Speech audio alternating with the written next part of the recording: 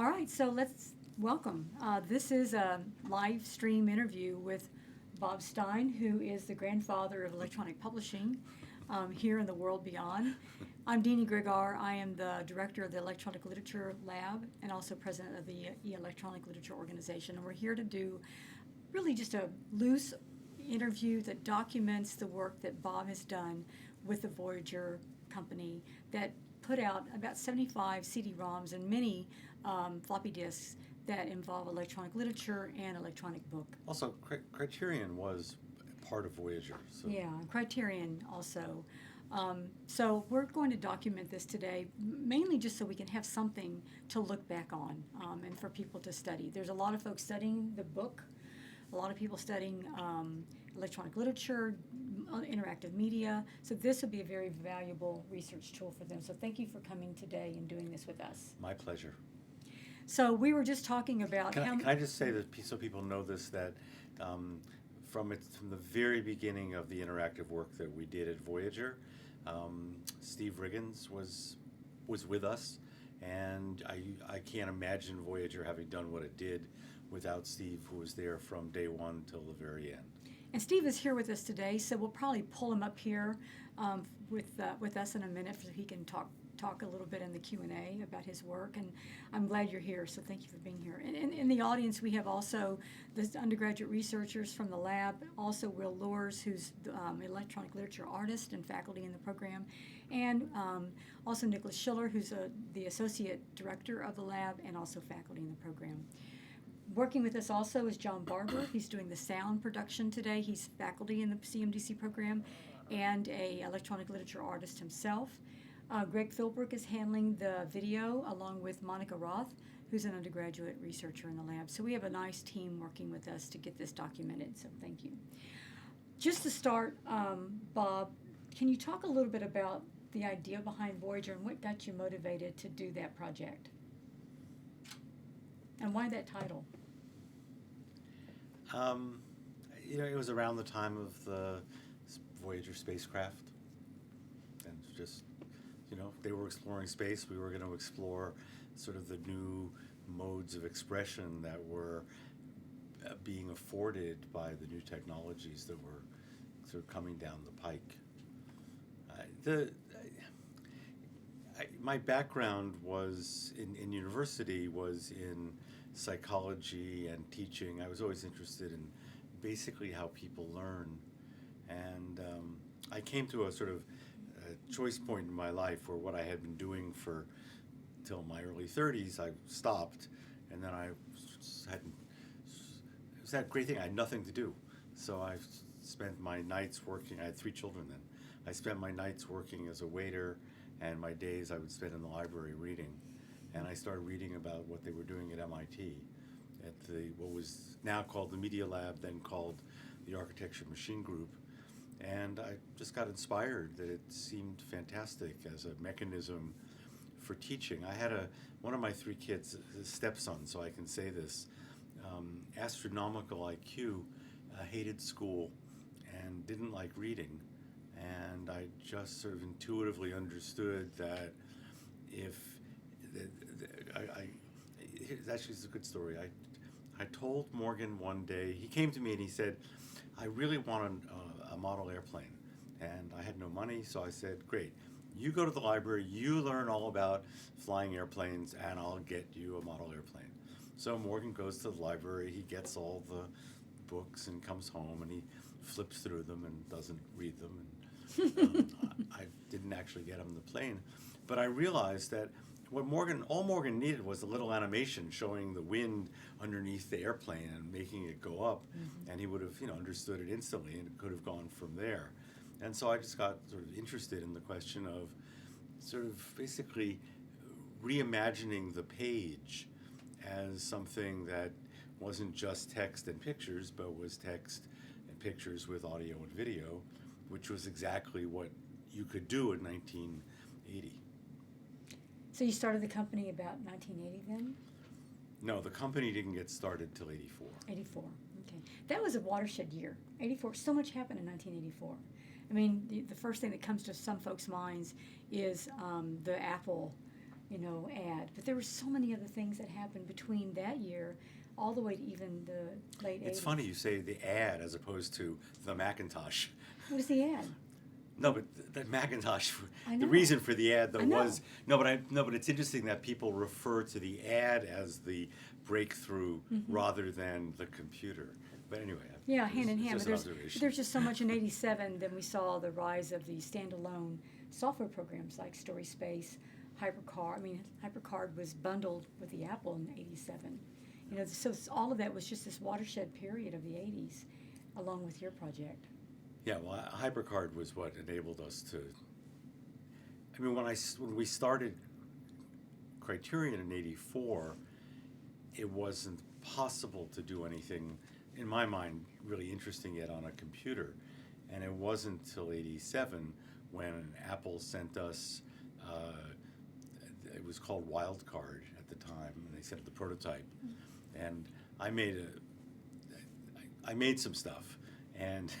It then, brought Steve in to sort of, he just ridiculed me for how terrible it was, absolutely appropriately, But the amazing thing about HyperCard, which in a lot of ways I've been trying to recreate ever since, is that, I failed physics for poets. I'm not a programmer, but I could, with HyperCard, I could, make a little program that said, go next card.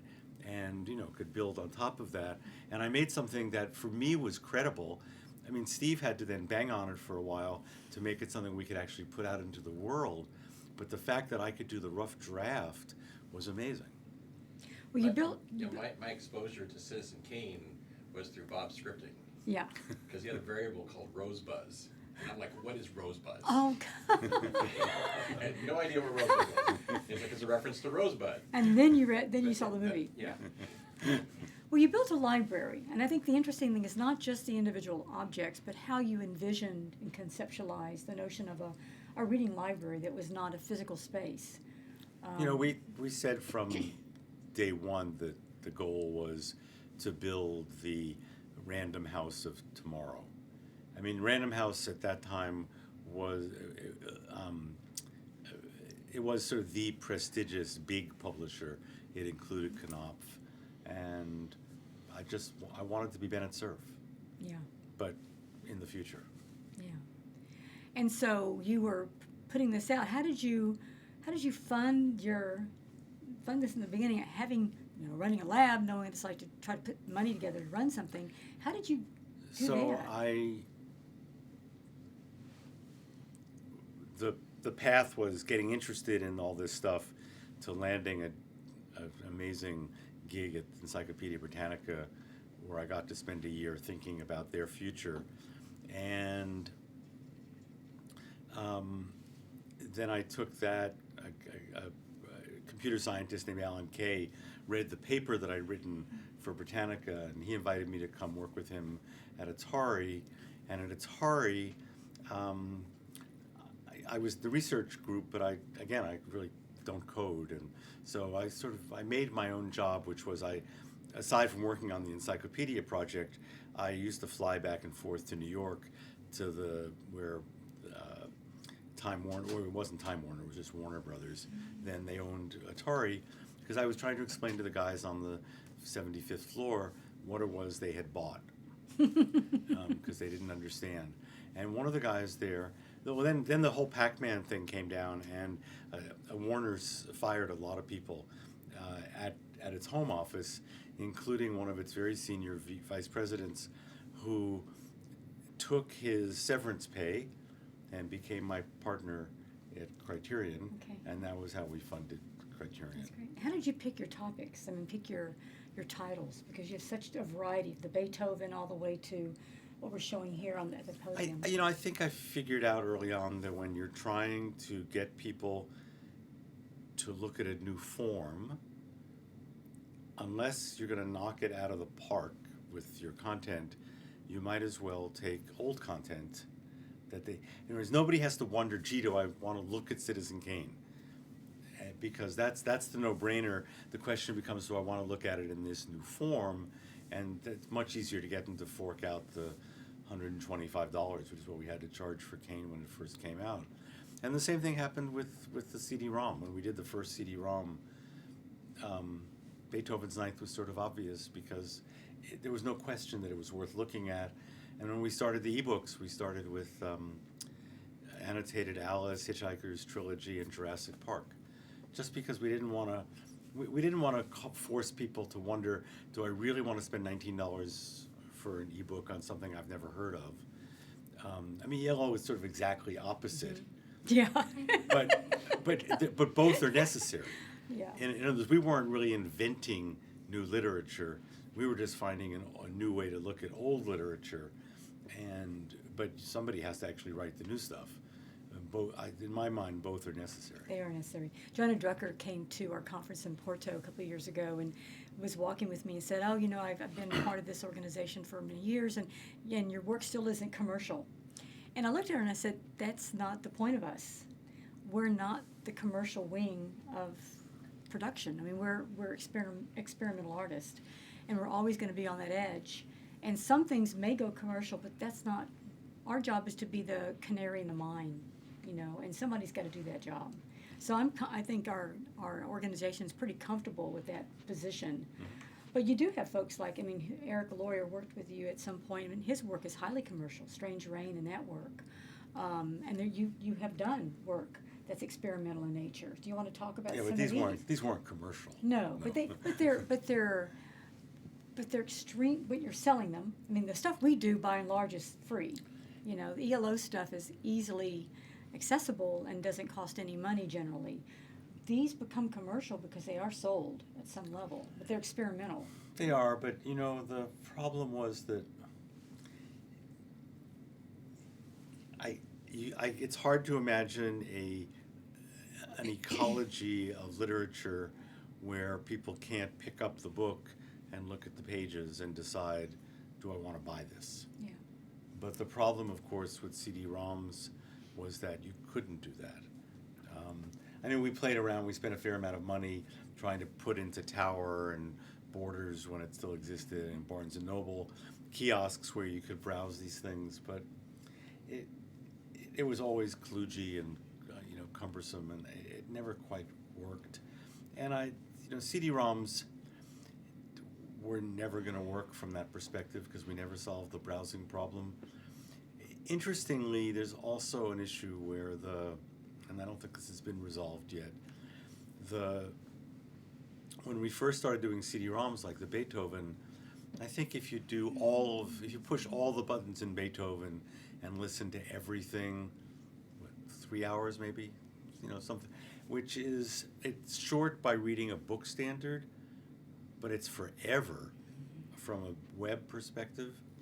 And I think that in a lot of ways, not just but humanity hasn't yet come close to figuring out the forms of expression that go with the new technologies that we have. The gamers have by far come the closest, yeah. But they haven't yet made spaces for sort of deep intellectual exploration. I shouldn't say that. I'm sure one of you has a game that you love that does exactly that.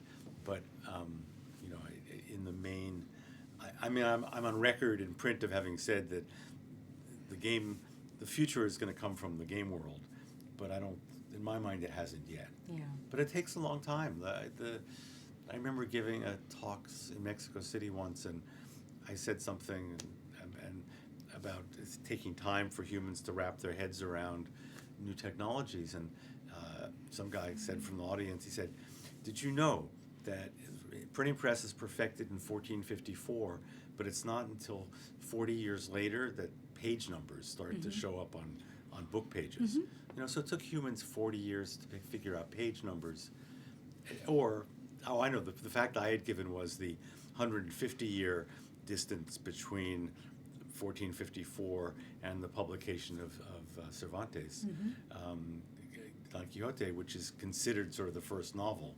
So 150-year delta between the printing press and the novel is remarkable when you think about it. Yeah, and the index didn't show up for another, 50 years. It took a while for the book to develop into the book object. I'm looking at this, and I was going to show this. This is one of my favorite pieces, and I've had this. Kate Hales donated this to the lab a long time ago, but it's called Shining Flower. Beautiful multimedia piece, and you can see that it has this kind of booky environment. Those of us that work with Eastgate Systems Inc.'s work know that this is very typical approach that he had to the publication of the 45 works that he published. But can you talk a little bit about your idea about the folio and the design of this, and what's behind this as opposed to just making the CD or the I came out of the book world. I mean, I was a book publisher, and the aesthetics of the book had, they've been around for 500 years to develop, and they're gorgeous. I mean, in a way, it's why when I said earlier that in 1980 when we started, we couldn't do anything good on a computer yet, that of course isn't true. People were doing all kinds of neat things on Apple IIs, but the aesthetic was not sufficient to me. Yeah. Text was showing up on an Apple II as sort of pea green on a black background. Yeah. It worked for lots of things. It just didn't work for me. Yeah. So when I started, not only was it was the aesthetic of the book important, but I also very much thought that we were creating the book of the future. And so, I mean, Criterion's original logo was a book turning into a disc. In fact, when I left Criterion, I think it was the very first thing the owners did was get rid of the logo, which they thought was retro. And I did think and still do think that that's what we're doing. Yeah, and if you look at this, just to kind of highlight, you see the aesthetic of the cover. And then if you pull out the CD, and the early works were done on floppy disk, but this is the CD that came a little bit later.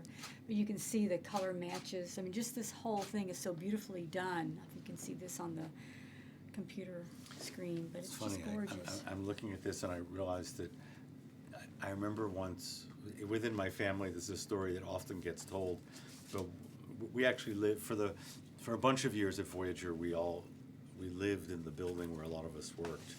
And everybody came in one morning, and all over the art department, somebody had put up signs that said NMFP for no more fucking purple. Well, then you went to this kind of bright orange and green, which I thought this is the other one that I like so much, Cinema Volta. Very beautiful piece, and this one was interesting because it came with a little booklet, and the art on this one is just eye-poppingly exciting, right? We had a great art department. You did. You had an amazing art department, and then this came in a container here, and you can see that this matches so lovingly, beautifully. So the care that went into this product is quite important to point out. So I have this one here, and then I have one more that I thought would be worth showing, and this one does have purple in it, so back to the more purple, I know. It's friggin' purple. No wonder I put up the sign. But here's this one. This is All My Hummingbirds Have Alibis. Mort Subotnick. Yeah. Once again, another beautiful, I mean, the aesthetic of this was lovely. And the first time I saw one of these, I fondled the box. Because I fondle books. I mean, it's that kind of thing, that physical and material experience that we have. And then we have this digital item that we get out of it. Yeah, I think it's probably a disconnect, actually, because I think we were right to do what we did, but I don't think it ever was going to succeed. It was a transition.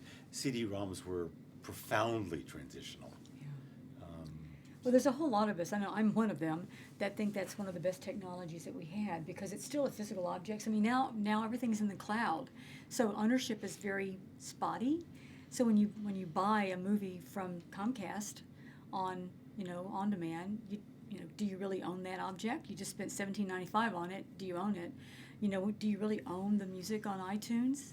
If iTunes goes away, what happens to your music? This, you physically own it, right? You can touch it, you can smell it. There's a sensory modality, experience with it. And I think that, and it had substantial weight to it, lots of memory compared to the floppy. But just in a couple of generations, I mean, I used to lie on the couch with a vinyl cover and sort of lovingly read read it and look at it while I was listening to the music. And then CDs came along, and my kids just ripped them immediately and threw away the covers. And my grandkids don't even bother. They just get it off of Spotify or somewhere. There's no physical object at all. But the music seems to be the same. That's sort of the interesting thing, is that we're listening to the same thing, whatever form it came in. So that's going to change also, but it hasn't changed yet. Yeah, and I think it's, going back to the record albums, it was a contextualization of the information that we got from the music, right? I mean, I just spent a long time looking through a lot of stuff that I've collected during my lifetime, and one of the really clear things is how degraded our visual field has become over the last 50 years. Yeah, I mean, that. especially with print. I mean, I was looking at stuff from the 60s that weren't just dense in a good way, but they were gorgeous, and it's just nothing like that anymore. And and please, I'm not nostalgic, and I don't think the old days were better, but it's true that a lot has changed as we sort of leave the print era into the digital era. There's some digital works. I know I with the electronic literature, what I'm drawn to are the works that are very sublime. The Mes-Breeze, Andy Campbell dreaming methods. It's just eye-poppingly beautiful. I think about games like Beyond Eyes, which is so beautiful. And then another one that came to mind was A Strange Rain. I mean, Eric Lohr's, that piece on the mobile device. I mean, you would think, with real estate that small, you couldn't get, that intensely connected to something. How important is the audio in there? It is important. It is, and you can hear. It's quite nice just without the earphones, but with the earbuds, it's right into your ear, right? Even more so than a record album would have been. So there are works that are showing up that are like that. I think of Journey, the game Journey, that some of you might know. I can just sit and watch the characters spin and those costumes that they wear, across that bleak terrain that they're dancing across. I mean, just there's things that are out there that are comparable, but the difference is I can't touch. I mean, when Journey comes packaged, there's not a lot that comes with it. When you got a record album, you had the music, you had the album, but you also had the words to the song, right? The biographies of everybody. Also, I hadn't played vinyl in a long time, but I had a bunch of vinyl in my boxes, so I went out and I bought a player, and I'm sure it was the first time in 20 years that I'd put on a piece of an actual record, and I remember just a couple months ago, taking the record out of the package, holding it like this, placing it, moving the needle trepidatiously because you don't want to scratch it, and then putting it down, and that moment of expectation, and then the music starts, and it was fabulous. And it was partially muscle memory, but it was also being reminded of something where we were connected to the music in a physical way that we're not now. I mean, I can still dance to the music as it plays, but I don't have a role in making it play. Clicking Spotify doesn't quite make me feel like I'm actually doing anything. But putting on a record, it turns out we were doing something. Well, and we're saying this in the lab when we turn on the little Macintosh, the little classic, and we put in the Eastgate Systems floppy disk. So the Mac comes on, bing, little happy face of the computer, and then you put the disc in, and if it's Stuart Malthrup's Victory Garden, it takes, quite a while to load because it's like 2,000 links. So we would go get a cup of coffee, come back, but just watching, you would sometimes just sit and watch the numbers rise, and then it would happen. The little interface would open up, and there you are. You can start. So there's that correlation, that corollary, right, with the digital media, but it still involved an object. Yours is a record player. This is a little Macintosh, and it's not quite the same with some of these with the cloud-oriented software programs where the physical device is really, But there is a flip side, which is I'm not suggesting actually that I really want to go back. yeah. Because actually having to get up every 20 to 25 minutes and change the Yeah. side. And the other thing is that realistically, most records aren't wonderful from start to finish. It's actually not so bad having to, being able to say, I just want those 3 songs from this album. Yeah, I agree with I mean, that. there's It's constraints and affordances. we're not even close to understanding what we want to do or where we want to go, is in my sense. Questions from any of you? We've been at this about 20 minutes now. Yes, well, Yeah, I had a question about the production process and how did you have the particular artist come in and sit around the table and you have your artists and you just talk through it, and how did that work? Yes. I mean, that was pretty much what we did. I mean, and when we started, everything that happened was an accident, pretty much. The Citizen Kane, the commentary track started because in those days, and I think it's probably still true, going from film to video required an artistic decision point every time the shot changed.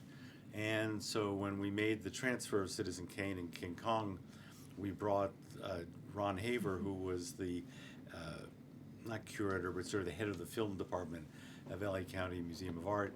We brought him to New York, and Ron is telling us all these amazing stories about these 2 films while we're sitting there in the lab for a week doing these transfers. And suddenly, it wasn't me, somebody says, so listen, on a Laserdisc, we've got 4 audio tracks. Why don't we have Ron tell these stories on one of them? So we said to Ron, how about it? And he said, no way. And I said, how about if we get you really stoned? And he said, well, okay, then I could do it. So we got Ron really stoned. Turned out his favorite film was King Kong. And the most interesting fact that he told during the entire, I think it was 2 weeks in the studio, was that there are more special effects shots in Citizen Kane than in King Kong. wow, Wow. that's interesting. Anyway, so that was an accident. Or Beethoven, which wasn't just our first CD-ROM. I think it is historically sort of the first sort of commercially viable CD-ROM. That came because I was spending often 5 hours a day with this computer scientist who talked to me about music all the time, and I decided, and I didn't understand anything he said, and I decided I should go and take a course at UCLA, and I did in a music appreciation, and this professor was amazing, and Apple sent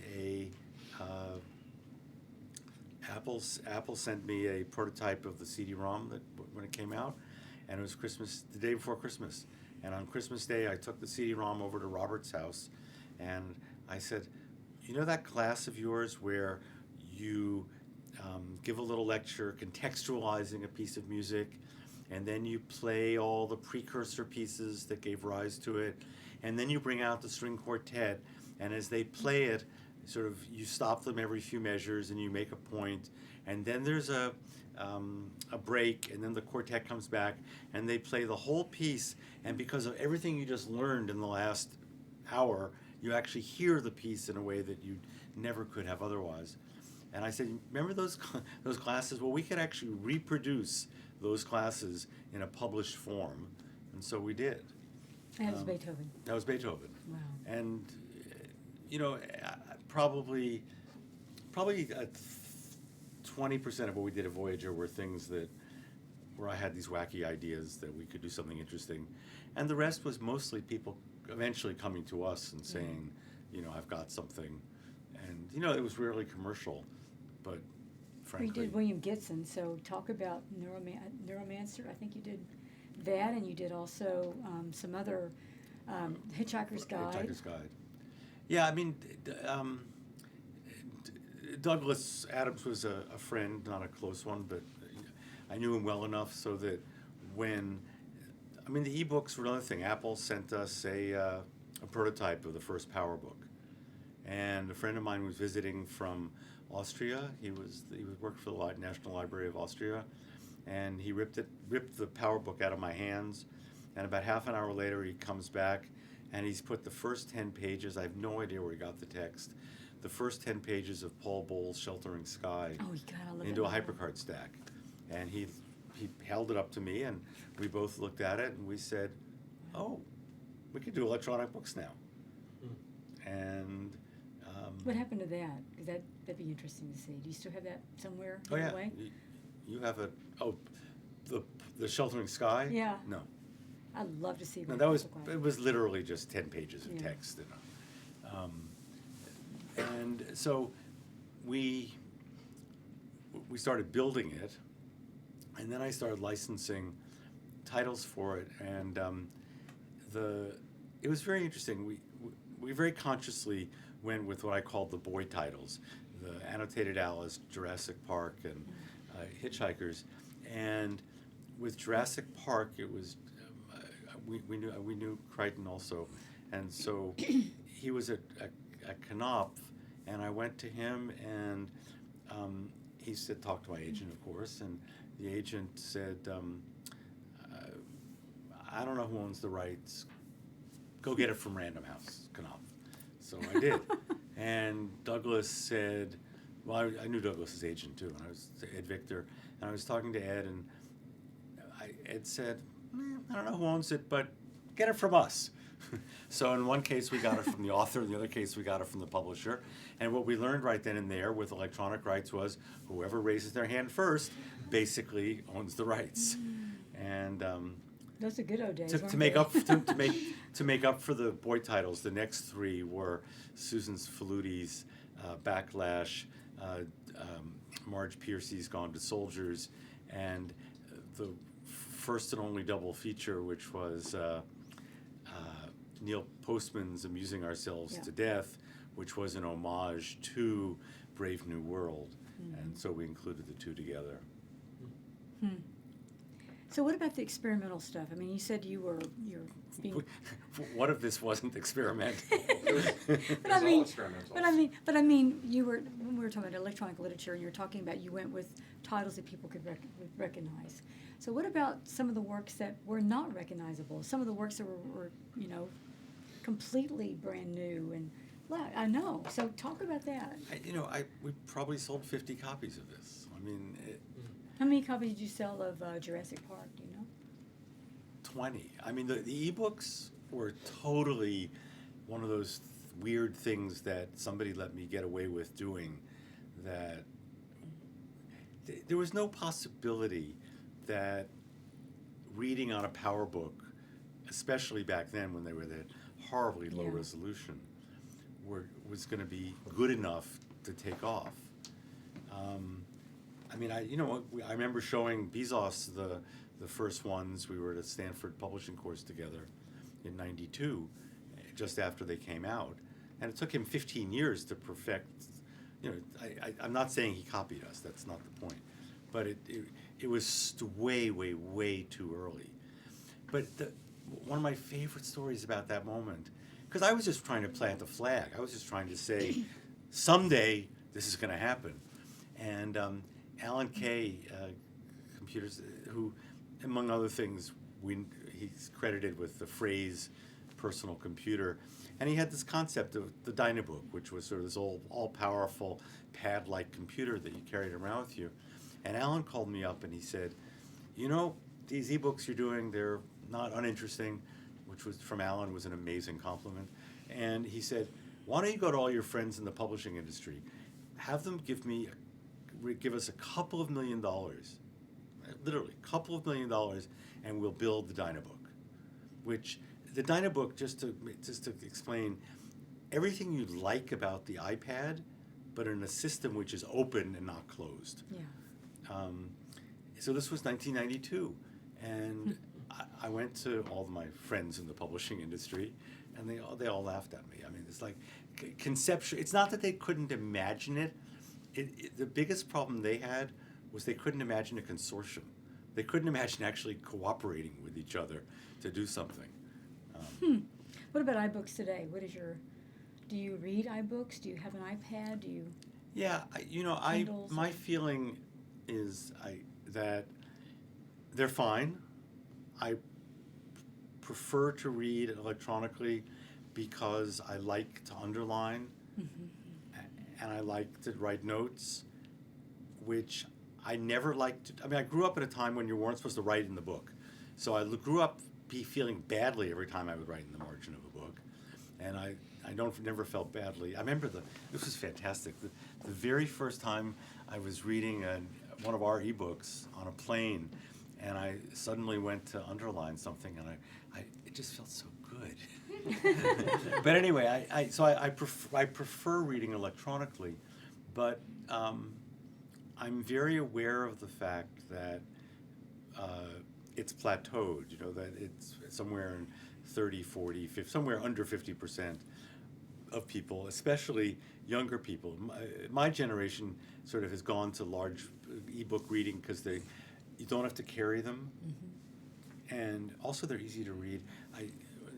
You'd have to move the camera, but John Scully used to fly me around the world so that I could lie down on a stage while he was talking and show people how I could read an electronic book in bed with just my finger, that I didn't have to hold the heavy, 400 or 500 page tome.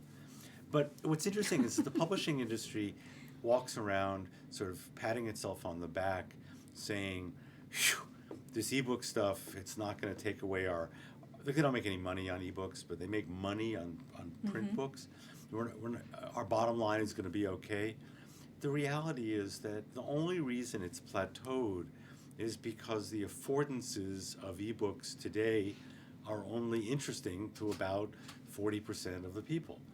I know that a lot of people who are, I guess about 40 today, of my friends, the aesthetics of the book are so much more important to them that they won't read electronically. But that will eventually change. I know that when we started making readers for social reading not that long ago, that changed everything in the sense that my sense was that when that took off, nobody was going to want to read a print book anymore, because the idea of reading without being able to know what your friends are thinking, or being able to follow a link and this and that was impossible to imagine. But it's going to take a while. It's not an overnight proposition. Yeah, and I don't know if you've ever seen the video. It's kind of it's supposed to be a joke, but it's about monks, and they're getting the first book, sure. and they're trying to open it, and it's learning how to even handle the new book, and it's the same kind of thing with us, right? How do you deal with this object? How do you learn from it? How do you take?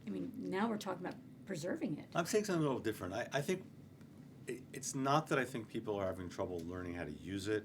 I think it's what it enables is not attractive enough. In other words, people don't want to give up the beauty of a printed book to be able to have it be lighter, or to carry 10 of them with them, or to enlarge the print.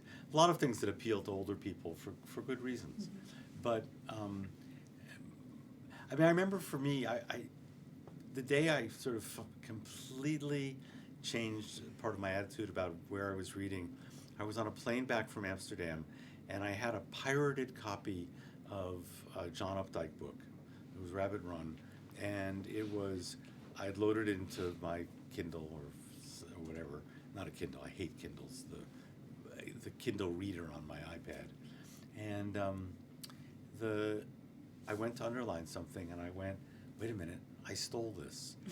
Amazon might not keep my underlining for me.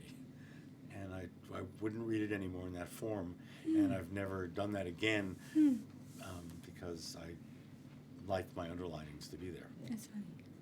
Questions from anybody? Talking about the difference between like the electronic book and the print book, when Voyager published on McLuhan, there was a very beautiful print book that went along with that. Was there a lot of dual track where you did both at the same time? That wasn't ours. Okay. We did the Understanding McLuhan CD-ROM, but we didn't have anything to do with the book. Okay. The books are, I mean, the books are gorgeous. They're from Ginkgo, I think, and they're beautiful. But we didn't get to do that. Okay. So We didn't get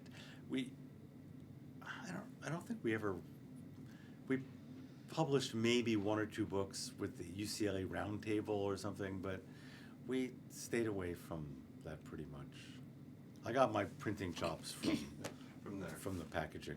Well, because I came across the printed book first, and it credited the CD-ROM for like most of did the it? content, and so for a long time I have to get my hands on one of these. You know, that's interesting because that's interesting. that CD-ROM was one that our name is on it, but it was mostly made by a company in Canada called Southam, and there's a lot of audio on there, and that's probably what Ginkgo did. They probably took the audio Okay. off the CD-ROM and stole it basically. Oh. And no, I like stuff I like stuff to travel freely. Well, you have a question? And so would McLuhan. Yeah, you've in your past you've innovated in the electronic book and cinema, the Criterion, and I'm wondering if will the next innovation be through more Kindle features, or say more features on Netflix to make the reading happen within, I mean, there's. It was interesting. Valve, the guys, the game company up in Seattle. I was trying to pitch them on something, and they then started pitching back to me because they knew of my connection to Criterion, because they wanted to build a mechanism where if you were part of the Valve Steam world, that you could watch a film with people all over the world. One in New York, one in Mumbai, one in Tokyo, and you could be in a Valve Steam created room watching Citizen Kane together and talking obnoxiously over it, probably. Which this idea of social consumption of media, it's going that way. It's going to get there. So to me, I was not a film buff. I'm not particularly focused on film. I started with Criterion because I could. The real story was, at the end of my days consulting at Atari, somebody at Warner Records gave me money to this was 1983, to come up with ideas for this technology that was going to come in a few years, which was CD-ROMs. And I came up with 10 ideas, and I had all these children. I was trying to sell them, and at the end of a very boring meeting at RKO, trying to sell these CD-ROM interactive video ideas, I said to the president of RKO, because he wasn't going to buy them, he was totally disinterested. I said, how about selling me those? And I sliced off a very narrow slice of video discs. I figured out there were 9 different rights you could buy for video, and I chose the tiniest one. And I said, would you sell me those rights to Citizen Kane and King Kong? And he said, yeah, they're not worth anything to us. And they weren't. And for $5,000, I bought the rights to Citizen Kane and King Kong. Wow. For Laserdisc. For Laserdisc. Yeah. For CAV Right. Laserdisc. For the ones where you could freeze the frame and make it run in slow motion, and which meant that that Citizen Kane had 3 discs. The manufactured cost, nothing, just to make the discs and the box, was $40. God. Oh my God. So it was not a moneymaker. No. But we made our name. That was, Yeah. that. It's when you're doing something, when you're trying to break into things, you have 2 ways to do it. One is to do something that nobody's ever done before that blows everybody's mind, and I'm not that kind of an artist. The other thing is to do something that's credible, that the press picks up. And that was really, we became a darling of the press for Citizen Kane and for Beethoven. The ebooks, sort of, but not quite in the same way. So, the future of the book, we've been talking about this. Now, in our- one person under 40 has asked the question. Hope I haven't embarrassed them. I'm really interested to know how you parse this. Because they're drawing on their experience of it in the day, but for you it's an historical event. Yeah. Can you talk a little bit more about what inspired you to take a print-based medium and make it electronic for people to read? I know you mentioned your son, but was there anything else?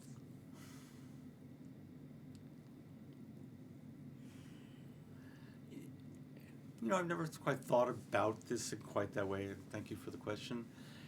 I guess I guess I was ambitious. I wanted to do something. I wanted to be in the world and do something of note that made me happy and that other people made other people happy.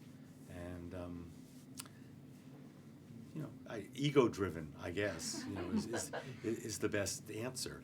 It's not that understand that when I'm saying that I wanted to do something that had value. I wasn't trying to trick anybody, but I think the motivation when you do, I often would describe myself as I am a publisher, and a publisher to me is an artist who doesn't have any talent. Basically I go out in the world and what I'm doing, I go out and I see things and they excite me, and I want to tell everybody else about them. And that was, I remember dragging my little. I was living in Chicago when this all started, and I had read about the work they were doing at MIT, and I heard that if you went to the Buick dealer in Northwest Chicago, you could see a video disc that was in a player that was it was a promo piece for Buicks. I dragged my kids out there, and I got there, and I asked the car salesman, so I hear you guys have a video disc player that shows off video discs, and he said, Johnny, where's that machine? and so Johnny goes into the back and pulls out on this cart this thing, and we have to spin it up and make it work, and it was pretty boring, but and this, of course, is something that you can't imagine, but up until that moment, video was something that happened to you, right? You turned on the television, and you could turn it off, you could change the channel, but you couldn't freeze the frame. I remember my kids, I didn't give them my youngest daughter never had a television at home. But she had an unlimited use of a Laserdisc player. And I remember the first time I took her to her grandmother's, and she's about 3 years old, and she's got a television, and she's got a remote in her hand, and she keeps trying to stop the television screen. It was amazing, because she had no experience of watching video that she couldn't control. We have time for another question. We were talking the other day about paradigm shifts, and that when you're in one, you don't usually realize it.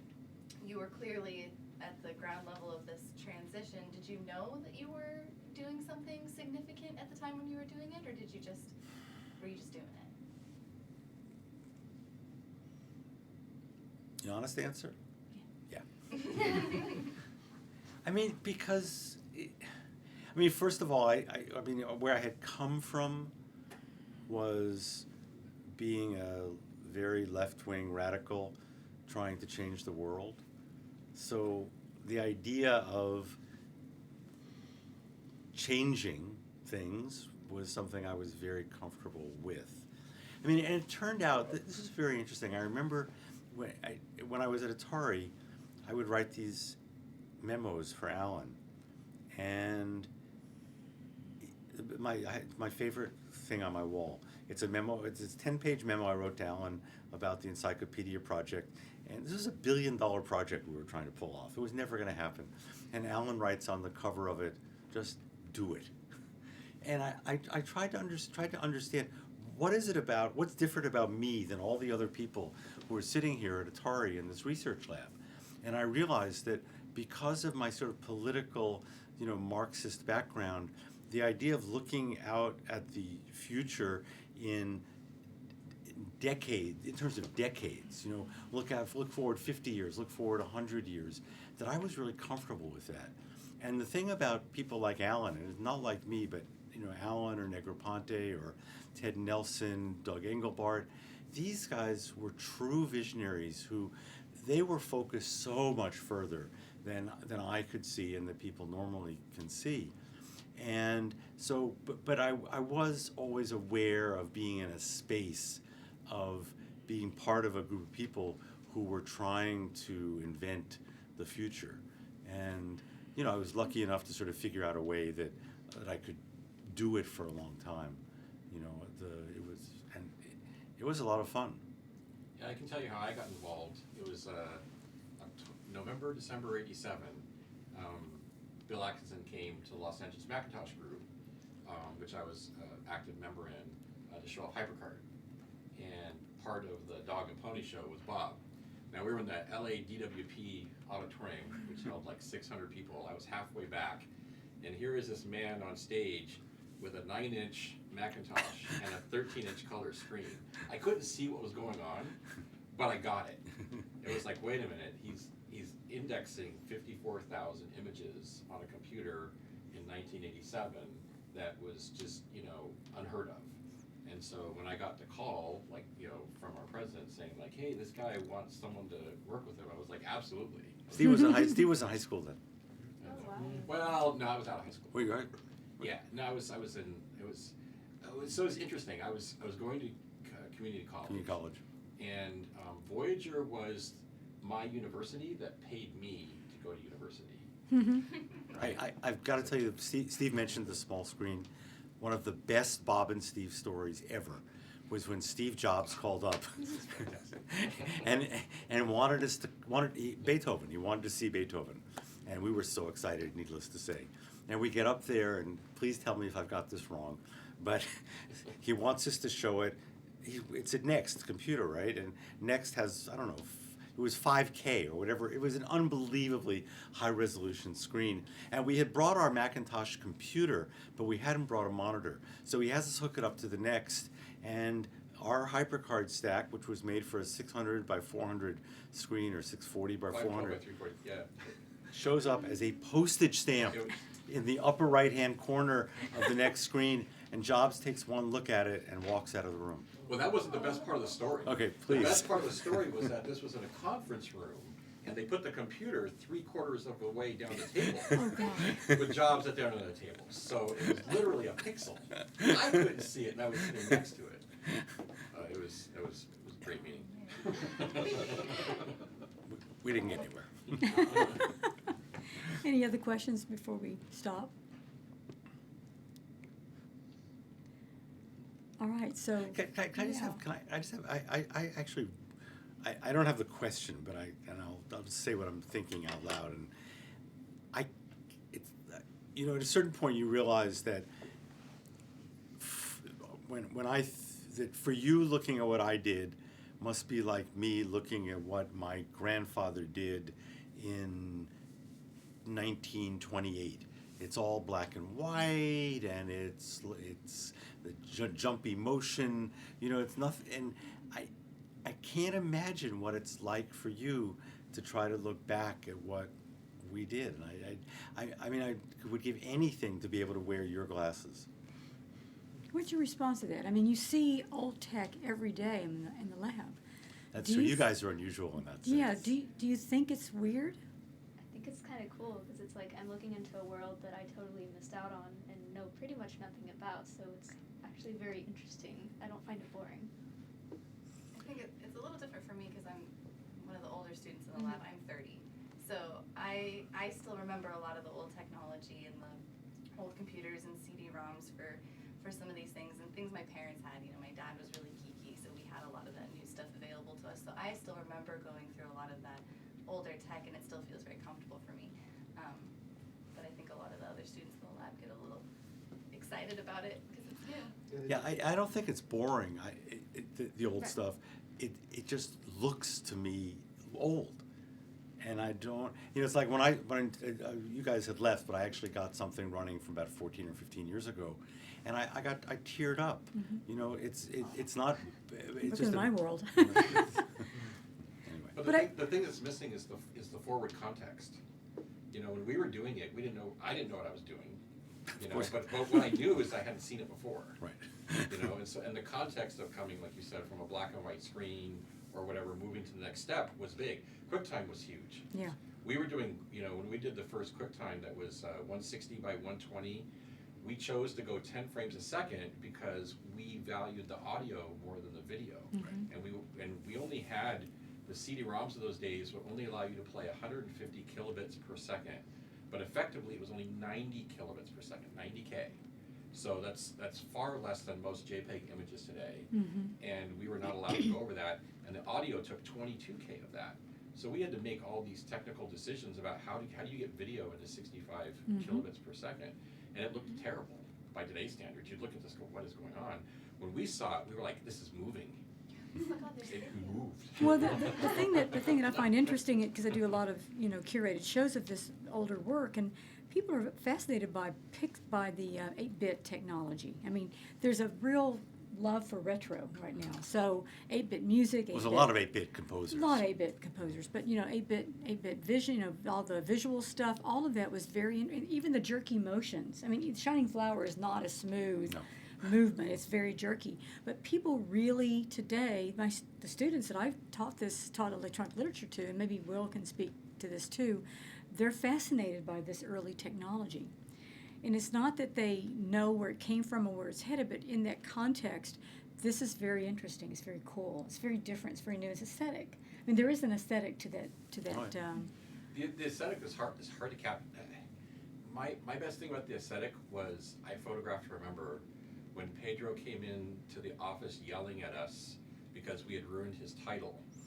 And we hadn't actually ruined his title, but it turned out that Apple started shipping a different version of their color monitor that had a blue shift instead of a gray shift. And it destroyed his title, and he thought we had ruined it. And that's how far people went with the aesthetic. Yeah. It was just, even that slight color shift in a black and white title was upsetting to people. Yeah. And today, it seems like that's gone.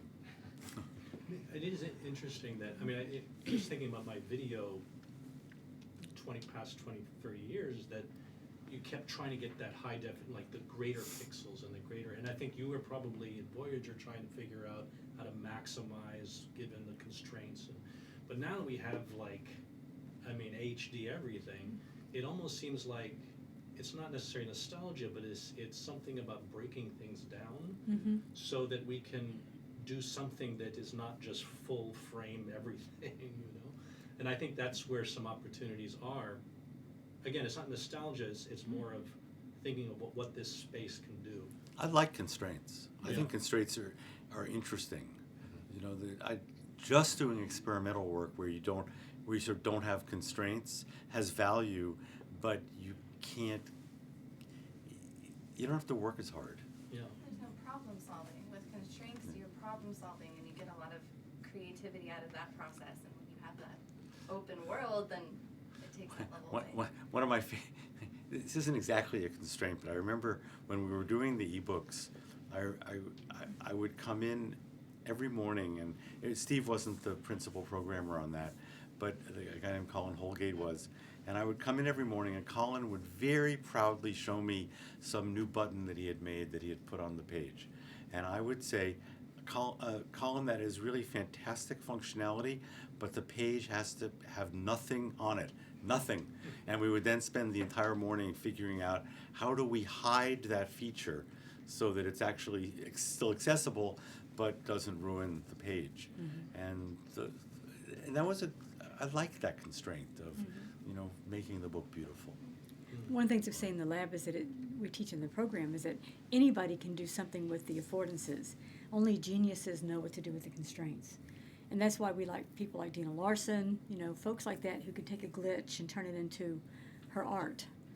That's a remarkable talent. So So we should end, it's an hour, so I want to thank you for Thank coming to visit us and for this interview opportunity. Thanks for being interested. Yeah, so thank you.